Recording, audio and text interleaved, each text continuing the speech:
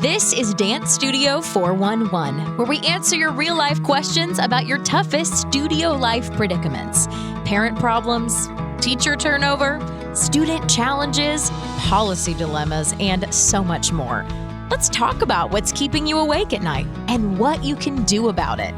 Here are your hosts, Suzanne Blake Garrity and Jill Tirone.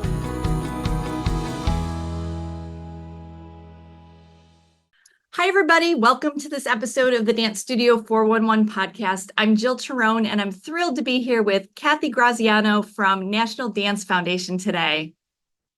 So nice to be here. Thank you so much for having me. I'm so excited. I know. I'm excited to record this one, too, because we have some really exciting things to talk about today. Absolutely. We're going to be talking about National Dance Week, which we discussed, and it's very exciting because we've changed the date after all of these years. I mean, it's been around since the 80s, so this is a big deal for us. It is, and I can't wait to hear the method behind why we changed the date and talk all about that. But let's talk about the National Dance Foundation first. So, Cathy, you're the executive director. So before we even dive in and talk about the wonderful mission statement and what we're really discussing today, let's talk about a little about you and your journey and how you came to be the executive director of National Dance Foundation. So I've been a dance teacher for, a long time, always been interested in dance.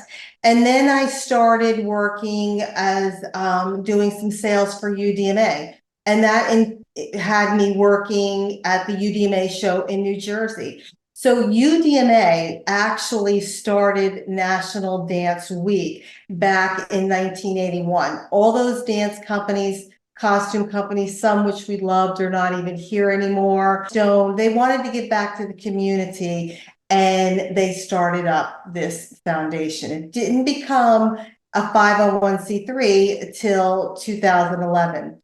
So I'm now working there. I just love National Dance Week. I love the message that they had. So it was run by Patty Goulding, was the director at the time.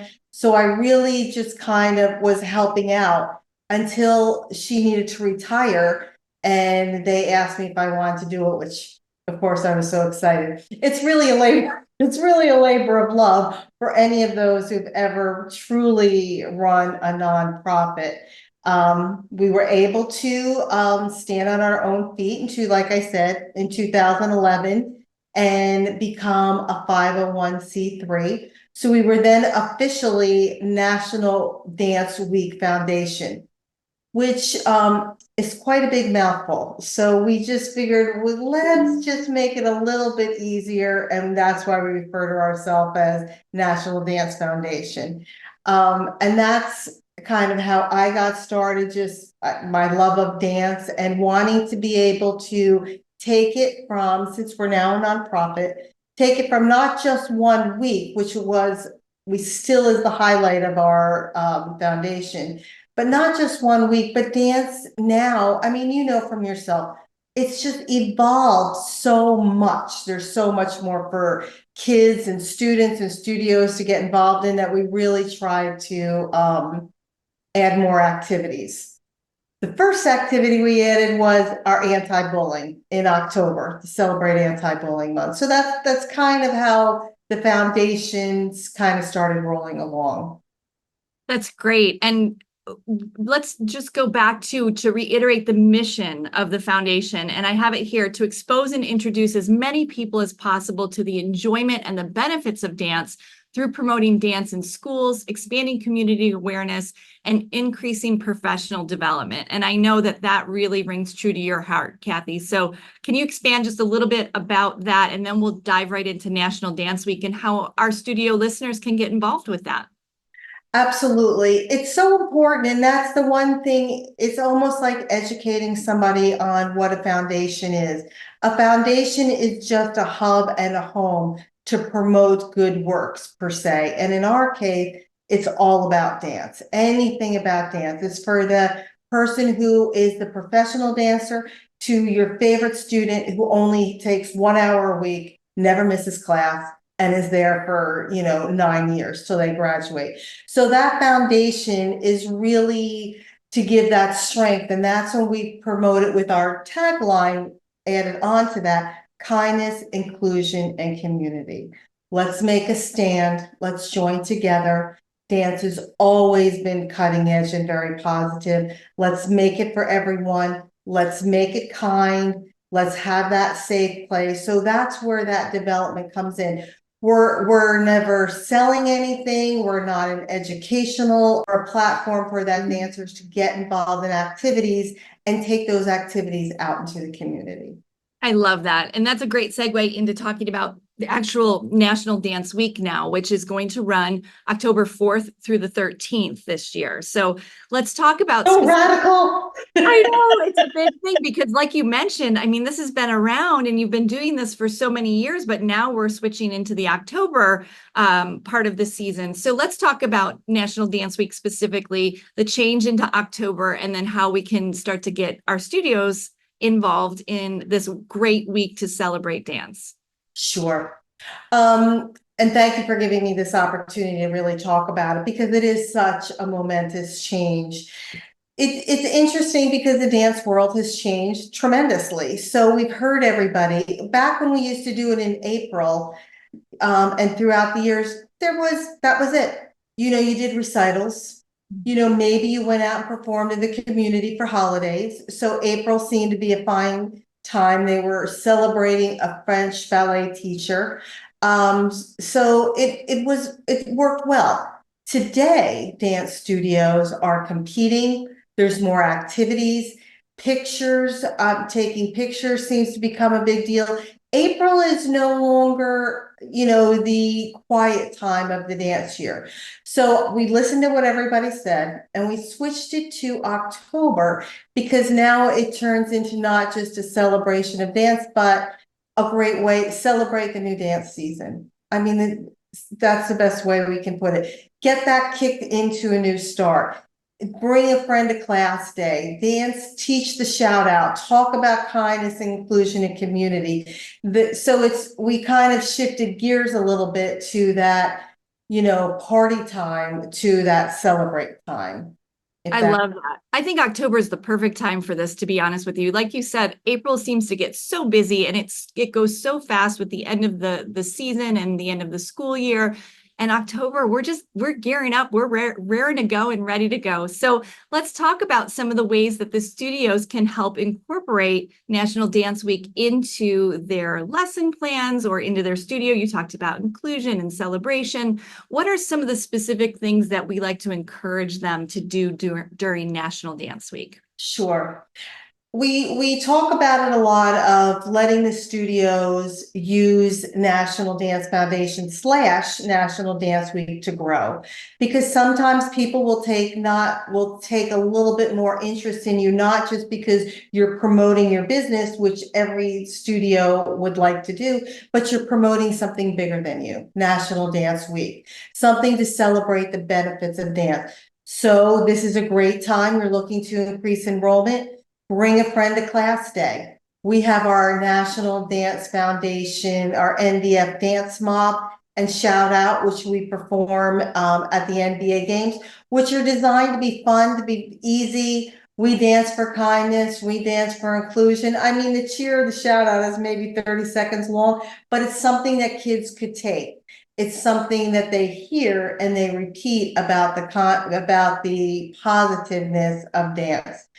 Some students are not your best dancers, but they love to draw. We have had phenomenal poster contests over the years. A couple of them, someone actually used their artwork in a dance illustrated book, but she was great. Or we have essays. You can have the kids write essays. One of my favorite is, and this is a great way, it involves the parents too, is we call it our kindness inclusion pledge. So you create your own poster, you say why this is important, and then you get as many students, as many people as you can to sign this pledge. You take that picture, we love to post it, because this is such a positive way. Because every time you're asking someone to join you in this pledge, you have to talk about how important kindness is to one another. Inclusion is for one another, and how that dance studio room is a safe space for everyone. We're big into the special needs. We're big into that dancer who's doing phenomenal, who's doing 10 pirouettes, and the one who just loves to come to dance. So it almost gives you a jump start on, I don't really have to think what I need to do for this week. I can do a lot of fun stuff, talk to the parents, I can promote it out in the community, come with us, celebrate National Dance Week. It achieves our mission and it helps you to grow. I love that. And is there a hashtag that you're using for this, Cathy? We always use hashtag KIC, hashtag kindness. So it's always hashtag KIC. So if you'll notice, even on our logo, everything is hashtag KIC. So we'll do hashtag National Dance Week, hashtag KIC. So it is, it's fun. It's kind of exciting and nervous to be celebrating a new time of year. So literally in 2024, we'll have 2 National Dance Weeks. Fun though to have 2 in 1 year. So we'll be sure to share those hashtags in our notes. And I know too, there's a YouTube video out there that the studio owners and teachers can use to teach that mob and the Yes. shout out we're talking about. And so it's right on the website too. So Great. every year we update the choreography. Like I said, it's fun. The shout out is fun to do. So we have the recording, we have the music audio, you can play it right in your class. And it makes it something now, you don't have to worry about starting anything. You don't have to worry about bring a friend day, the levels. These are dances everybody can do. So it makes it wonderful. And they're so fun and energetic. That's great. And we'll share all of that in the show notes so you can link right out, which is great. So if you're listening while you're walking or in your car, you can go back and find all of the great information that we're sharing. So I know, Cathy, too, you wanted to talk about the NBA pregame performances. I know this is something that's pretty special. So can you elaborate a little bit about that? Sure. It's kind of funny. Someone had approached us and said, do you want to do this? I was like, oh, gosh, all right. I'm thinking this is a couple years ago. All right. Then I'm thinking we're not going to get anybody to do it. The Chicago Bulls were giving us this great opportunity. We were working with a great rep there. We're like, okay, maybe I'll give it a try. It turned out so successful with so many dancers and special needs. We had 30 special needs dancers on the court that first game that we had to do 2 performances. And I always remember our rep's name was Brandon. And I was like, how many dancers could we have on there? He goes, well, it's not like you're going to have 200. I said, oh, we had 198. I mean, it was amazing. So it just, now that was the one regional area. So we just started reaching out to different NBA teams, and it turned out that it was a great opportunity for so many special needs. It was great for that high school senior, because now she's like, yeah, I danced on the NBA court. It's really kind of exciting. The parents, of course, the dads are loving life, I mean, they're getting to see a game now. So it really just took off, and it's a fundraiser for us at India. It gives everybody, again, from that 1-hour student to that competition student to the special needs dancer, an opportunity to participate. So I think this year we're doing 5 teams. So we try to, vary it around the country. So I think we're doing 5. And I'm sure we'll be able to see glimpses of that on your social media and probably maybe even through absolutely. On the website, each venue, each team records us professionally, and then we put it on the website. So we go to Milwaukee Bucks, 70s, the 70 Philadelphia 76ers. We have the Chicago Bulls. We have the Washington Wizards. We have the Orlando Magic. We have the Miami Heat and Dallas Mavericks and Houston Rockets. So it's quite an endeavor. That is quite an endeavor, and it's so exciting to be able to share that joy. And I just can't imagine the excitement of those students being able to dance on those courts. And the other nice thing it brings in the fact, we're always going back to our hashtag KIC. One, of course, because we have the special needs dancers, but two, it becomes a sense of community because now we're all hanging out, in the tunnel with dancers from other schools, and everybody gets to meet one another. So you get to make friends. It works out really nice in that way. So it gives us that aspect of community. We try to adhere to that KIC as much as possible in whatever we do. I love that. That's wonderful. And then lastly, let's talk about some of the proud partners of the National Dance Foundation. I know specifically you wanted to mention today Luv Michael and some of the initiatives that they're doing, because I've been able to meet them at some of the events and it's just fabulous. So please share more about that. So I'll start with Luv Michael. So I'm sure you've met Mark Biondi, who is our vice president on the board for NDF. And we had worked together previously. His company previously sponsored our special needs dancers for our very first performance at NBA. But this is an amazing, amazing opportunity. We laugh, we hate to say fundraiser because everybody turns and runs the other way, but it's different. And this is why they're our partner in this, because they make the selling of the granola very simple. But the fact is the granola is made by autistic and special needs adults. Usually after 18, there's a lot of programs for younger children, but at 18 to start to earn money and have a purposeful work to do is very limited. So they work in the factory. So the more people fundraise, the more they're able to come out and either do an NBA game or do travel. It benefits NDF. And those become workable hours for those working at the Luv Michael factory. So we call it the perfect synergy, the perfect circle of how everything works.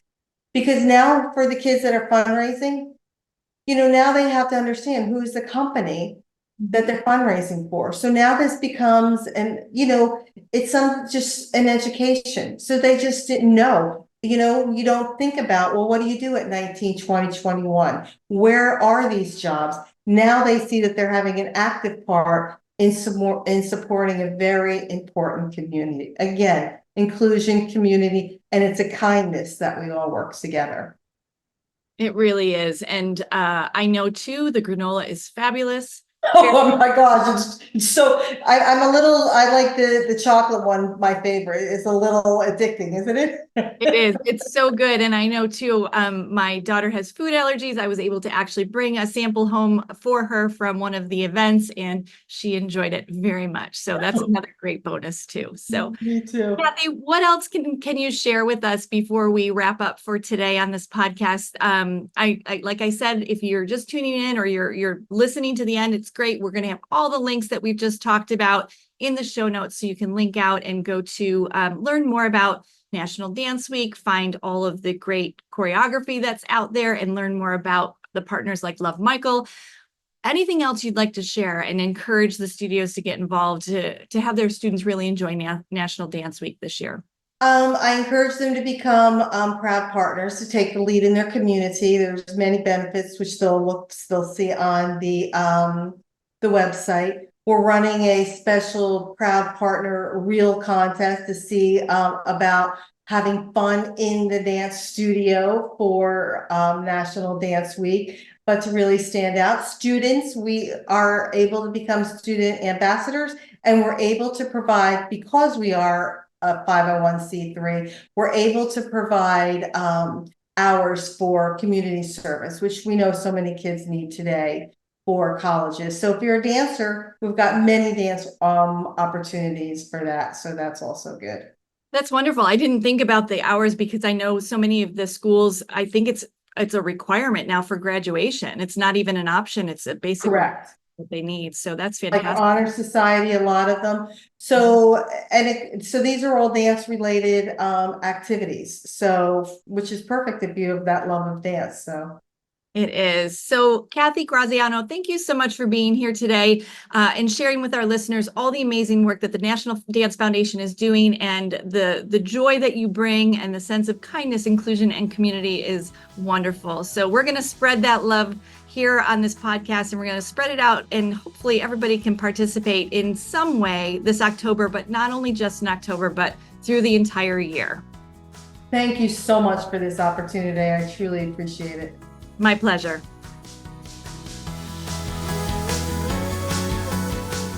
Thanks for listening to this episode of Dance Studio 411.